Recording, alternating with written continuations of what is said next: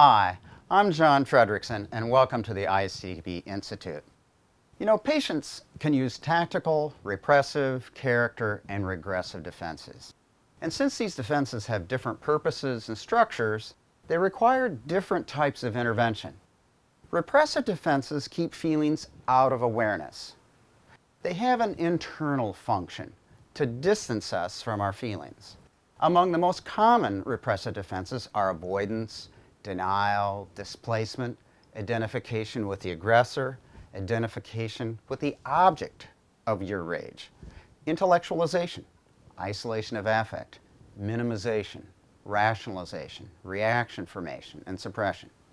The principle in all these vignettes you'll hear today is always the same. Help the patient see and let go of his defense so he can face his warded off feeling.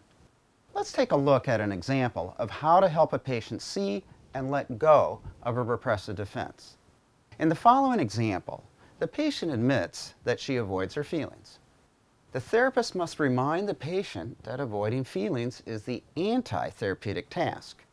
Facing the feelings we usually avoid is the task that accomplishes the goals of psychotherapy. So, in this vignette, the therapist says, "How do you experience this sadness over your husband's death?" Patient: "I try to avoid any reminders of it." That's the defense of avoidance. So the therapist says, "To avoid your sadness. Do you notice how you're trying to avoid your sadness right now, here with me?" The therapist points out the defense in the here and now. Patient says, "I don't want to face it." Here, her defense of avoidance is syntonic. So the therapist must help the patient let go of the defense. So the therapist says, "You don't have to face the sadness. You've been able to avoid it for the past 2 years since he died. And you can avoid it for the rest of your life if you want." Here, he deactivates the projection of her healthy desire to face her feelings. And then he continues, "But as long as you avoid your sadness, we won't be able to help you mourn his death and put an end to this depression. As long as you avoid these feelings about him, your suffering will continue." Why do that to yourself? Here, we point out the price of the defense. Patient says, "I don't want to suffer anymore. It's just that I'm scared of feeling the sadness." Therapist: "So we can face that fear and master it so you can overcome this depression, or you can avoid the sadness and remain depressed. But obviously, you've not come here to continue your suffering."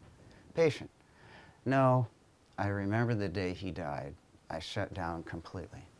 Now, with this memory, she signals her willingness to explore her sadness and grief. So to summarize, help the patient see the repressive defense and its price so she can let go of it to face the feelings she usually avoids. In the next video, we'll take a look at the defense of denial. In my book, Co-Creating Change, you'll be able to read even more about these defenses and how to help patients with them. Go to www.istdpinstitute.com to order it. Until next time, I'm John Fredrickson, and thanks again for visiting us at the ISTDP Institute.